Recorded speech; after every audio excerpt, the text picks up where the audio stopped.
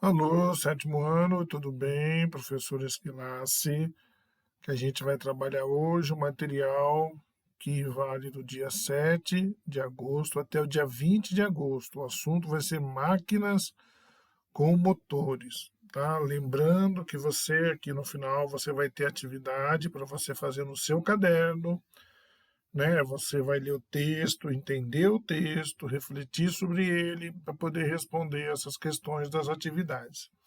E aí você tira a foto com o celular e envia lá para o GSA, né, o Google Sala de Aula, tá? Para confirmar que você fez a atividade, ou se você não consegue através do GSA, você manda nesse e-mail aqui, que é onde você pode também tirar dúvida.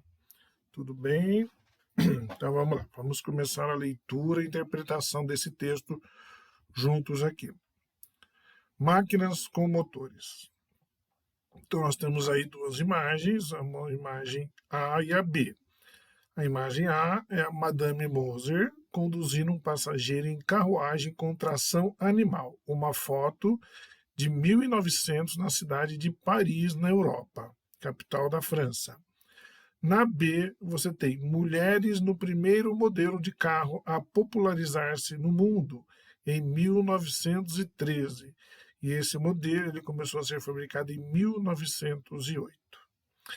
Bem, a substituição das máquinas movidas por força humana ou força animal, como é o caso ali da carruagem, né, da figura A, por máquinas com motores a combustão, como essa que é representada na fotografia B. Mudou a vida, isso tudo mudou a vida das pessoas desde o início da Revolução Industrial. Os avanços tecnológicos intensificaram as mudanças no cotidiano, no trabalho, na paisagem, no ambiente e em muitos outros aspectos da vida, como a gente vai ver nesse capítulo aqui. Que motivações tiveram as pessoas para inventar máquinas que substituíssem a força do trabalho humano e do trabalho animal? Então vamos lá. Vamos entender um pouquinho o que é a combustão e como funciona com os combustíveis, tá? O entendimento sobre as máquinas simples proporcionou os fundamentos necessários para a construção de máquinas cada vez mais complexas.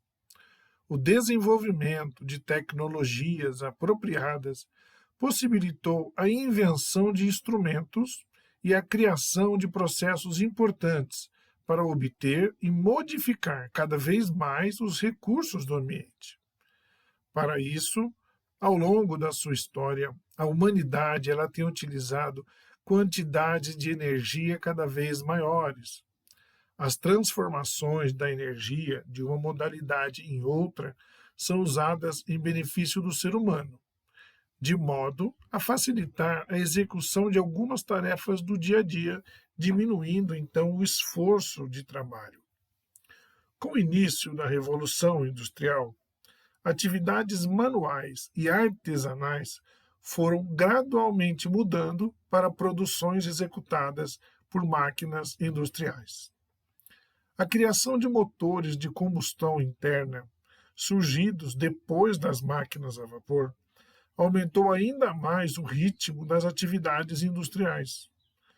Progressivamente, o trabalho antes executado com a energia vinda dos seres humanos e dos animais, como ali no caso da carroça, como a tração dos primeiros meios de transporte, né, passou a ser realizado com energia obtida de fontes como a lenha e o carvão mineral. Lembrando que nós temos o carvão mineral e o carvão vegetal. O carvão vegetal utilizado em churrasqueiras, por exemplo, ele vem de árvores que são queimadas em fornos especiais que produzem o carvão vegetal. Agora, o carvão mineral, ele é um minério, ele é extraído de como se fossem cavernas, né, onde tem esse carvão mineral e é extraído porque é um minério. Bom, então grande parte da energia que consumimos atualmente é resultado da combustão, ou seja, da queima de materiais que são os combustíveis. A combustão, ela é uma transformação química que libera energia térmica, ou seja, calor, e também a chamada energia luminosa, que é a luz. Então, para que essa transformação ocorra, são necessários, além do combustível, como a gente viu, o oxigênio e uma ignição, como por exemplo uma faísca, que fornece uma energia mínima para iniciar o processo, que é a energia de ativação. Então, se você tem vai fazer uma fogueira, você vai usar a madeira, que vai ser o combustível, o oxigênio, que está presente no ar, e você precisa de uma pequena chama para começar a ignição, né, para começar a queima da madeira. Então você vê muito, tem um filme que chama o Tom Hanks, que ele fica preso numa ilha. Nossa, eu esqueci o nome do filme. O Náufrago, isso. E aí ele mostra a dificuldade que ele teve, como ele chegou na ilha, ele não tinha isqueiro, nada, a dificuldade que foi para ele começar o fogo, porque ele precisava do oxigênio, tinha vontade. Ele tinha lenha à vontade, que era o combustível, mas faltava a faísca. Como é que você produz faísca numa ilha onde você não tem o isqueiro? Então é bem interessante esse filme mostrando a dificuldade que ele teve para produzir fogo e depois como é que o fogo ajudou muito ele que estava perdido e preso nessa ilha. O filme se chama O Náufrago, tá? Com Tom Hanks. Continuando. A necessidade de uma energia de ativação explica, por exemplo, porque um combustível, mesmo cercado de gás oxigênio atmosférico, né, do ar, não entra em combustão espontaneamente. Foi como eu disse aqui, o exemplo da fogueira. Então você vê uma imagem aí do Cerrado brasileiro, que é uma vegetação típica do Brasil. Em áreas do Cerrado brasileiro, a germinação de algumas sementes está associada a queimas naturais que ocorrem nos períodos de seca. As plantas secas são o combustível e a energia de ativação é fornecida pelos raios que antecedem as chuvas. Esse é o Parque Nacional das Emas, que fica em Goiás, uma foto de 2017. Só que no Brasil, infelizmente, há muitas queimadas que não são naturais, elas são inclusive às vezes criminosas, porque é interessante, né, que algumas florestas, algumas áreas grandes se queimem e depois, como desculpa, eles usam para começar a plantar soja, criar gado e outras situações. Então, às vezes, é criminoso essa queimada, tá? Que não é natural. Em relação aos combustíveis, eles podem ser fósseis ou renováveis. Vamos entender o que é isso. Praticamente, todos os combustíveis que utilizamos para a obtenção de energia, ele tem origem orgânica. Os combustíveis, eles constituem parte importante das fontes de energia utilizadas no mundo. A gasolina e o diesel são derivados do petróleo. O gás natural é extraído de depósitos subterrâneos. O álcool etílico, ele é produzido por meio da cana-de-açúcar. E a madeira e o carvão mineral são partes de plantas ou fósseis de plantas. E o biodiesel é produzido com óleos vegetais e gordura animal.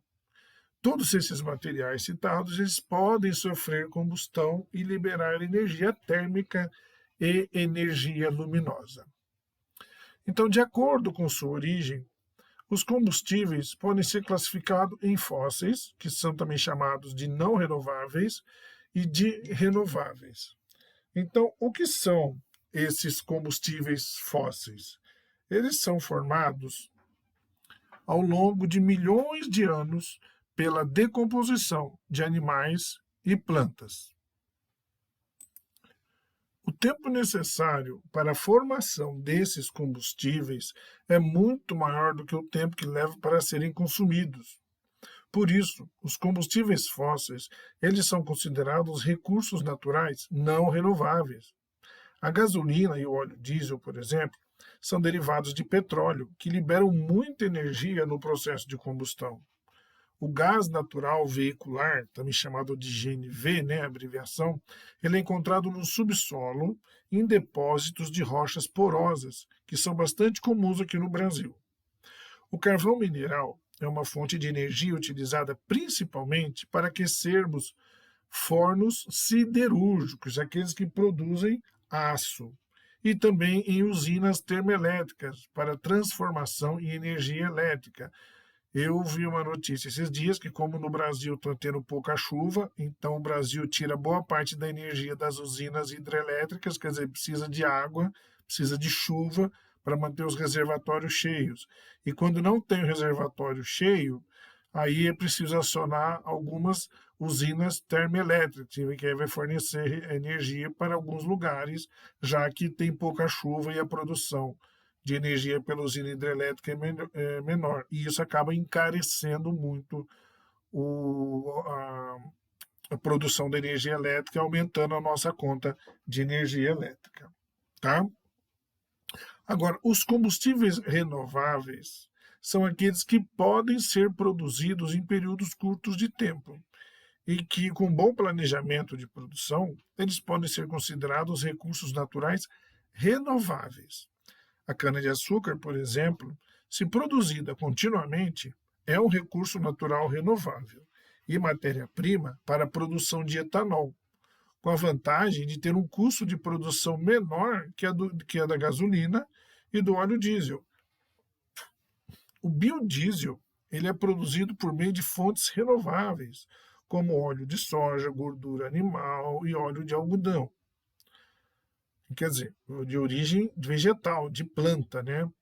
A lenha, né, que é a madeira, o bagaço da cana-de-açúcar e o carvão vegetal, são outros exemplos de combustíveis que podem ser considerados renováveis se forem continuamente produzidos e replantados. Então você tem uma foto aqui, uma foto de que para a gente aqui da região de Ribeirão Preto não é segredo nenhum, né? É a cana-de-açúcar, né? A plantação de cana-de-açúcar no Brasil, que é a principal matéria-prima para a produção do etanol, que é um combustível renovável. Essa aqui é uma foto de um canavial em Pedro Afonso, no Tocantins, tirado em 2017. Agora vamos falar um pouquinho das máquinas e as mudanças na vida cotidiana. Aí ele pede aí, converse com seus colegas sobre a tarefa do dia a dia, que ficariam mais difíceis. Que tarefas do dia a dia seriam mais difíceis de ser realizadas sem o uso de máquinas modernas? Então, listem suas ideias e exponham na para-classe. Como a gente não está trabalhando em grupo, então você pode fazer isso, fazer umas anotações, para depois a gente você analisar baseado no que a gente está lendo aqui. Uma das consequências do aumento da complexidade das máquinas foi a substituição do tipo de energia necessário para promover seu funcionamento. Enquanto as primeiras máquinas dependiam da energia de seres humanos, de animais, do vento ou da água para realizar o trabalho mecânico, tipo os moinhos de vento que eram utilizados para moer os grãos, então era a energia do vento ou da água, né? Essas máquinas modernas, elas dependiam inicialmente da energia térmica, proveniente da queima de combustíveis, como a madeira e o carvão mineral. Os combustíveis derivados do petróleo, como a gasolina e o óleo diesel, eles só passaram a ser utilizados a partir do século XX. Aí você tem uma imagem, né? Vamos lá, há evidências do uso do vento para movimentar máquinas de moer grãos, como eu havia dito, eu não tinha nem lembrado dessa imagem, e bombear água desde 644 a.C. Então, tanto na China quanto na Pérsia, os holandeses aprimoraram os moinhos para drenar pântanos e lagos, como representado nessa pintura de Jan Bruegel, o Velho. Estrada Rural Inundada, uma pintura de 1614, feita a óleo sobre cobre. Tá? Bom, o carvão mineral ele foi o primeiro combustível fóssil usado amplamente para fornecer energia às máquinas a vapor lá no início da Revolução Industrial. Era um substituto da madeira, recurso natural que se tornou escasso nas regiões industriais. O carvão mineral foi o combustível fóssil mais utilizado até 1961, quando os derivados de petróleo tomaram a frente. A popularização da eletricidade só se deu alguns anos depois, mas ela já estava sendo empregada como fonte de energia para os telégrafos e para os telefones elétricos. O telégrafo é um sistema para a transmissão de mensagens em código a longa distância que foi criado no século XVIII. Então, a energia química contida nos combustíveis, ela é transformada em energia luminosa, que é a luz, e energia térmica, que é o calor, no processo de combustão, como a gente já viu anteriormente. A energia térmica foi primeiramente utilizada para aquecer a água nas caldeiras das máquinas a vapor. O vapor, por sua vez, era transformado em energia mecânica que movimentava os pistões. A diferença entre os motores a vapor e os motores a combustão interna é que os processos de combustão dos primeiros ocorrem fora do motor. O avanço tecnológico possibilitou a invenção das máquinas a vapor e das máquinas a combustão, dando início a um processo de obtenção e consumo de combustíveis, como nunca havia sido observado antes. Então você tem aqui, uma imagem, um gráfico mostrando o consumo global da energia primária de 1800 até 2016. Nas duas representações em setor, é possível observar as principais fontes de energia utilizadas em cerca de 1800 e 2016. Então, aqui, cerca de 1800, transição para novos processos de manufatura, revolução industrial. Então, quase tudo era madeira, vinha da madeira, né, principalmente, e da biomassa. Agora, em 2016, aqui já houve uma diferença. Em verde, o consumo, olha a diferença do carvão mineral aqui para cá. E é em consumo, que é o ano, né, conforme foi passando o ano, ao consumo aqui, tá, que foi aumentando. Então, aqui nós temos a maioria aqui, 43.400 carvão mineral. Aliás, o maior é petróleo, em azul, em verdinho, carvão mineral, em laranja, o gás natural, a madeira, né, a biomassa em amarelo, e em rosinha, outros tipos. Tá? Então, os processos industriais, cada vez mais acelerados com o desenvolvimento tecnológico de novas máquinas, provocaram intensas mudanças na vida cotidiana, entre elas mudanças sociais e culturais, econômicas e ambientais, como, por exemplo, no tipo de trabalho, que passou de um processo lento e especializado de manufatura artesanal para um processo mais rápido, o industrial. Nas máquinas, que progressivamente facilitaram o trabalho humano, como a semeadeira desenvolvida para a agricultura, que data lá de 1708, até que passaram a funcionar com motores a combustão externa e interna, que é o motor de combustão interna, foi inventado só em 1885. Houve mudanças nos padrões de consumo, pois foram criados materiais e produtos que não existiam anteriormente. Na paisagem, houve mudanças na paisagem, com a extração de grandes quantidades de madeira para alimentar os fornos industriais e com a construção de fábricas, substituindo, então, as áreas rurais. Houve mudança também nos tipos de combustíveis utilizados, quando as reservas de madeira se escassearam e os combustíveis fósseis passaram a ser consumidos então mais intensamente. E também houve mudança no ambiente, com a geração de novos resíduos e poluentes que eram lançados nos rios e na atmosfera, que ainda polui muito hoje em dia. Né? Você tem uma imagem aí, da periferia de Manchester, Reino Unido, 1865. Pode-se ver na imagem que, mesmo no início da Revolução Industrial, a poluição atmosférica já era um problema. O quadro se chama Chaminés de Indústria em Manchester, 1865, é uma gravura, e esse quadro está na antiga Pinacoteca, lá na cidade de Munique, na Alemanha. Agora, falando um pouco sobre poluição atmosférica e as mudanças climáticas, né? As mudanças no estilo de vida, a modernização das máquinas industriais e a nova demanda por combustíveis fósseis aumentaram a quantidade de gás carbônico associado às atividades humanas, né, que são as emissões antrópicas, que é liberado na atmosfera. Esse aumento na concentração de gás carbônico atmosférico está relacionado, segundo vários pesquisadores, a intensificação do efeito estufa e ao consequente aumento da temperatura média do planeta. No gráfico abaixo que você tem aí, é possível observar que a concentração de gás carbônico na atmosfera, que está representado pela linha vermelha, ela aumentou de modo relativamente constante ao longo do tempo, e mais acentuadamente após 1950.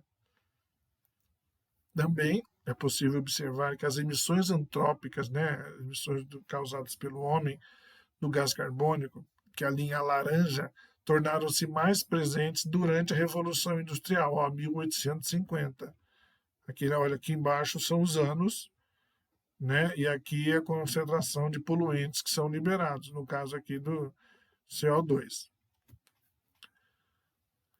Então, eles se tornaram mais presentes durante a Revolução Industrial e se acentuaram após 1950. Então, em 1950 se acentuaram mais, mas começou próximo de 1850 com a Revolução Industrial. Além disso, vê-se que existe relação entre o aumento das emissões antrópicas de gás carbônico e o aumento de quantidade desse gás livre na atmosfera. Então, você tem aí uma relação entre a quantidade de CO2 livre na atmosfera, em partes por milhão, que está em vermelho, e de 1750 a 2000, e a quantidade de CO2 emitida pelas atividades humanas, em milhões de toneladas métricas de carbono, desde meados lá do século XIX. Esse outro gráfico, ele relaciona a quantidade de gás carbônico livre na atmosfera, em partes por milhão por volume, com as mudanças na temperatura média da Terra ao longo de milhares de anos, em graus Celsius. Pela interpretação desse gráfico, é possível observar que as variações na quantidade de gás carbônico na atmosfera ocorrem naturalmente, o que nesse caso quer dizer sem interferência significativa das emissões de gás carbônico, oriundas de atividades humanas. Mesmo antes da Revolução Industrial e da intensificação das emissões antrópicas, também é possível observar que o aumento na quantidade de gás carbônico na atmosfera foi muito acentuado entre 1850 e 1990, que é um período bastante recente, e que durante então esse período também houve um aumento significativo na temperatura média do planeta, em cerca de 1 grau Celsius. De uma forma ampla, segundo esses dados, podemos observar uma relação entre a temperatura média do planeta e a quantidade de gás carbônico presente na atmosfera. Ou seja, quanto mais gás carbônico, maior será a temperatura. Tá? Então, esse gráfico mostra a quantidade estimada de gás carbônico na atmosfera e da variação da temperatura média do planeta de 160 mil anos atrás até os dias atuais. Tá? Então, aqui, em milhares de anos, 160 mil anos atrás, aqui seria o dia de hoje. Aqui está a temperatura, a variação da temperatura do planeta e a produção de gás carbônico. Finalizando, combustíveis renováveis, novos caminhos. Como visto anteriormente, a queima de combustíveis fósseis libera na atmosfera gases tóxicos e poluentes, principalmente o gás carbônico, relacionado com o aumento então do efeito estufa. A busca por alternativas a esse modelo de combustíveis passa pelos combustíveis renováveis, mas também pelo aprimoramento de motores elétricos, motores movidos a hidrogênio ou que utilizam energia solar. O etanol, o biogás e o biodiesel são combustíveis renováveis que podem ser usados para gerar energia para movimentar as máquinas com motores a combustão. O etanol ele é produzido da cana-de-açúcar em usinas que transformam o açúcar da cana em álcool, por meio de um processo chamado fermentação, que é realizado então por micro-organismos. Grande parte da energia necessária para os processos de produção de álcool nas usinas é gerada pela combustão do bagaço da cana-de-açúcar. Nesse processo, há relativamente pouca perda de energia química da cana-de-açúcar, o que faz do etanol uma alternativa renovável que é pouco poluente. A quantidade de gás carbônico liberada na atmosfera, A quantidade de gás carbônico liberada na queima do bagaço para a geração de energia para o funcionamento de usina, assim como a liberada na combustão do etanol, pode ser retirada da atmosfera pelo processo de fotossíntese, no próximo ciclo de produção de cana-de-açúcar.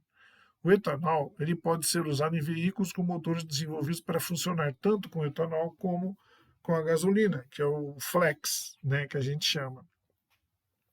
Outro tipo é o biogás, que é uma mistura de gases produzidos pela decomposição de resíduos de origem vegetal ou animal, como esterco, resíduos domésticos e lodo retirado durante o tratamento de esgoto, né, e no caso, na ausência do gás oxigênio. Esses gases altamente energéticos, eles podem ser obtidos em aterros sanitários e biodigestores, e são substitutos do gás natural, que é um combustível fóssil, né, então não renovável.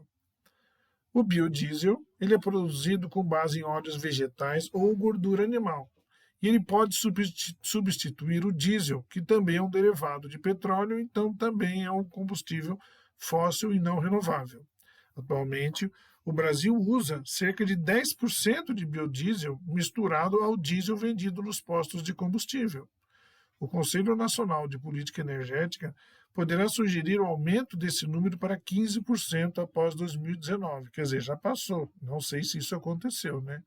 Atualmente, o óleo de soja é responsável pela produção de 75% do biodiesel brasileiro e a gordura animal por 20%.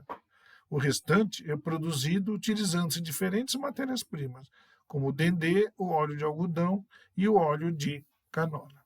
Tá? Então, agora aqui você tem as atividades que você vai conseguir responder tranquilamente, a partir do momento que você tenha lido com calma o texto, entendido o texto, refletido sobre ele, e aí vai poder responder essas questões dessa atividade, tá bom? Então, na próxima semana, eu passo o vídeo para vocês com a correção dessas atividades, que aí vocês fazem no caderno, tira a foto e envia para a gente lá no GSA, ou quem não tem condição, pode colocar, mandar por e-mail para mim, ok? Então é isso, gente. Um abraço e até o próximo vídeo.